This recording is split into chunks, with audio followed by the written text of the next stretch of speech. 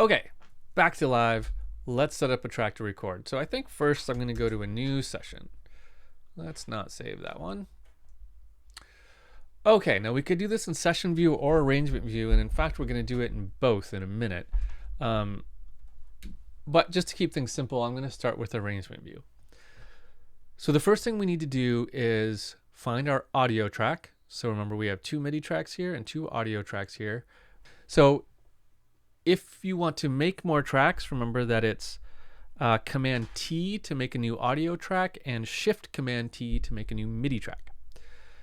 But what I'm going to do here is, just for the sake of simplicity, I'm going to delete my track. So I'm going to delete this MIDI track. I'm just going to click on the header over here, hit delete and delete. So I have 1 audio track. That's all I want for right now. You don't have to do that. It's just cleaner.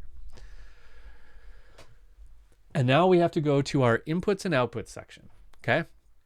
So inputs, I need external in because I have a microphone from outside of live that is external to live and it's coming in. Okay. I could configure that if I need to, but I don't. So now it says from external in, meaning that it's looking at my audio interface because that's what I told it in the settings was my input interface. It's looking at the settings and it sees 3 possible things that I could do. I could use the first input on it. I could use the second input on it, or I could do a stereo track where I use both inputs 1 and 2. So let's talk about stereo track really quick. A stereo track is going to record 2 things at once, basically 1 for each speaker.